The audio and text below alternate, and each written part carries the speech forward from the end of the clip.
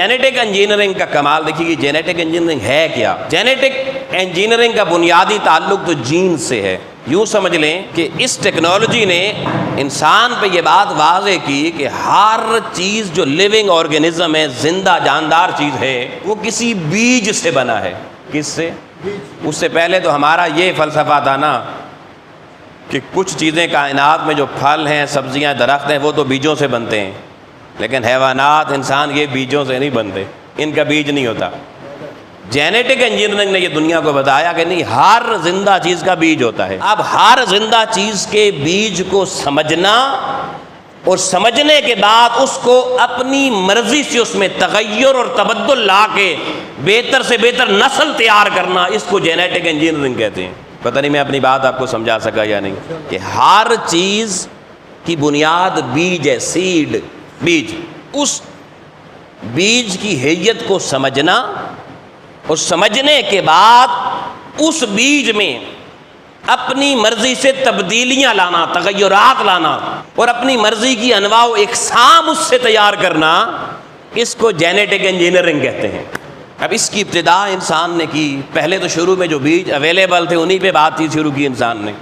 तो इंसान ने फसल के बीज, उनको जेनेटिकली म्यूटेशन के प्रोसेस से गुजारा। तो वो फसलें जो पहले इंसान के, कभी कहता था ये जायका सही नहीं है गंदम का, कभी कहता था इस दफ़ा रंग फसल का सही नहीं है, कभी कहता था कि बस ज़मीन पे मेहनत तो बड़ी की है मगर हासिल उसूल कुछ नहीं होता। इसी जेनेटिक इंजीनियरिंग ने लोगों उन फसलों के बीजों में उनको समझा और समझ के उनमें ऐसे तगय्युर लाए कि वही बीज तगय्युर से जब निकले तो आला नस्ल की फसलें पैदा होना शुरू हो गईं, ज़्यादा जायकेदार फसलें पैदा होना शुरू हो गईं, और फिर फसलों के रंग और शक्लें भी पहले से बेहतर हो गईं। हालात और सर्कमस्टेंसेस से मुकाबला करने वाला बीज बन गया। पहले वो बीज होते थे जो ज़मीन में डाल दिए जाएं, चंद दिन बारिश ना हो बीज मर जाता था। अब महीनों बीज पड़ा रहता है, कुछ नहीं होता। बीज की कुव्वत बर्दाश्त बढ़ा दी गई, हालात और एनवायरनमेंट का मुकाबला करना उसके लिए आसान कर दिया गया।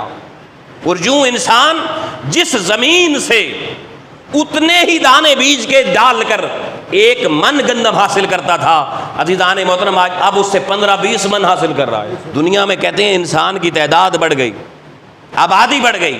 तो अल्लाह ने जो अक्ल दी इंसान ने, अगर आबादी 20 गुना बढ़ी है तो पैदावारी सलाहियत भी इंसान ने अपनी 20 गुना बढ़ा ली। एतदाल कायम है। और आप इसमें देखिए, इस टेक्नोलॉजी की कमाल की एक मिसाल दे दूं। मेरे ज़्यादा जो बुज़ुर्ग अहबाब बैठे हैं वो जानते हैं कि हमारे बचपन में जो खीरा होता था, खीरा कोकम्बर, वो हम खीरा पौधे से तोड़ के डायरेक्ट खा नहीं सकते थे, कड़वा होता था। उसको पहले ऊपर से जनाब हेड की तरफ से काटना पड़ता था, नमक लगा के उसको अच्छा रगड़ना पड़ता था, रगड़ रगड़ के जनाब फिर खीरा खाने के काबिल होता था। फिर भी सारे खीरे का जायका बेहतर नहीं होता था, किसी साइड से फिर भी कड़वा निकल आता था। और बाज़ तो ऐसे होते थे कि वो कहते थे भले रगड़े रहो, आसी मीठा होना ही नहीं है। जैसे कुछ बंदे भी बड़े कड़वे होते हैं ना, सारी ज़िंदगी मेहनत करते रहो, उनका कड़वापन नहीं जाता। तो वो खीरे भी ऐसे होते थे। लेकिन जेनेटिक इंजीनियरिंग में बड़ा कमाल है जी। इंशाअल्लाह जेनेटिक इंजीनियरिंग से वो वक्त करीब है, बंदे भी बदल दिया करेंगे, कड़वे नहीं रहेंगे। देखें, मैंने मिसाल दिया आपको, खीरे कड़वे थे और जेनेटिक इंजीनियरिंग ने बीज पर ऐसी सीडलिंग की, ऐसा प्रोसेस किया। अब आप मार्केट से खीरा उठाएं, आपको छिलका भी उतारने की ज़रूरत नहीं, आप बस सीधा मुंह में डालें, खाना शुरू कर दें, मीठा होगा, हर खीरा ही मीठा होगा। अब आपको कड़वा खीरा नहीं मिलेगा। हाँ, किसी ज़मींदार ने पुराना बीज रखा हुआ हो और देसी खीरा आपको मिल जाए तो मुमकिन है वह कड़वा हो। लेकिन ये जेनेटिक इंजीनियरिंग का कमाल। फिर देखिए इंसान की अक्ल और आगे बढ़ी, इंसान ने फलों के ऊपर वर्क शुरू किया। अब फलों के हवाले से इंसान एक ज़माने तक बड़ी मुश्किलात का शिकार रहा।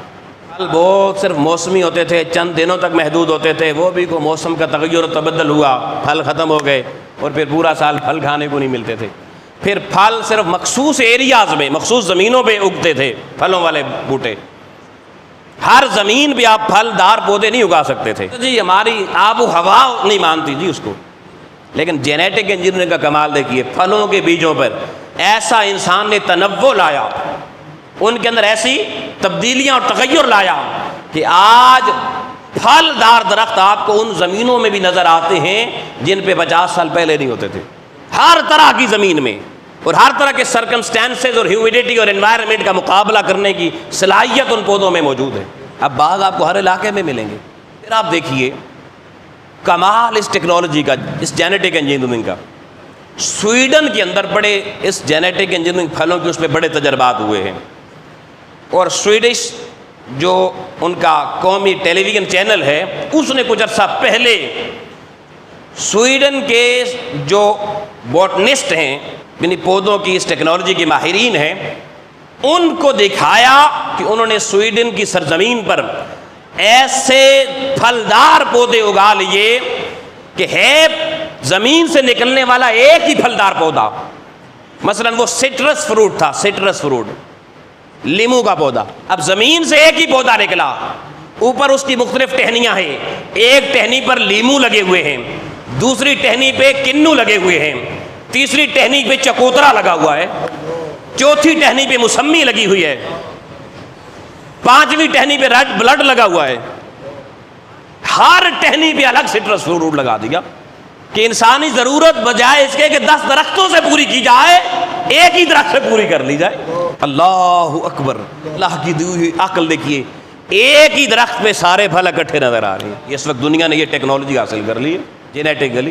پھر آپ دیکھیے جب انسان نے فصلوں، پھلوں، ان کے اوپر جینیٹک ٹیکنالوجی کے کامیاب تجربے کر لیے اور اس سے اپنی ریکوائرمنٹس حاصل کر لی، تو پھر انسانی عقل کی غور و فکر اب آگے بڑھی اور جانوروں تک جا پہنچا، اینیملز تک۔ اب انسان نے چاہا کہ میں ایک جانور رکھتا ہوں، بھینس رکھتا ہوں، گائے رکھتا ہوں، اور اس پہ بڑی محنت ہوتی ہے، بڑی مہنگی بھی ہوتی ہے، اور دودھ وہ 3 کلو دیتی ہے، 4 کلو دیتی ہے، انسانی ضروریات پوری نہیں ہو پاتی۔ تو انسان نے دوستان محترم جانور کا بیج حاصل کیا، اور اس بیج کے اندر وہ میوٹیشن کی۔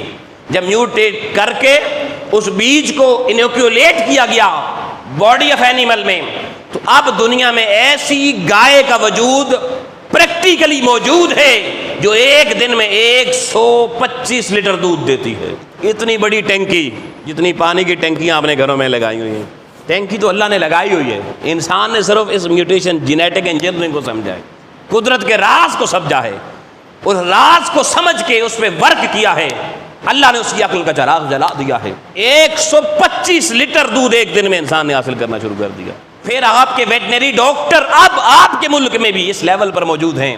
آپ ویٹنری ڈاکٹر کے پاس جائیں، وہ آپ سے پوچھتا ہے یہ بتائیں جناب آپ کو جو جانور کا بچہ چاہیے وہ کس رنگ کا چاہیے، کس رنگ کا ہو، بھورے رنگ کا ہو، سفید رنگ کا ہو، کالے رنگ کا ہو، بھینس کا کون سا رنگ چاہیے جی، گائے کا کون سا رنگ چاہیے۔ پھر وہ پوچھتا ہے آپ سے کہ یہ بتائیں اس کی آنکھیں کس رنگ کی ہوں، کالے رنگ کی ہوں، نیلے رنگ کی ہوں۔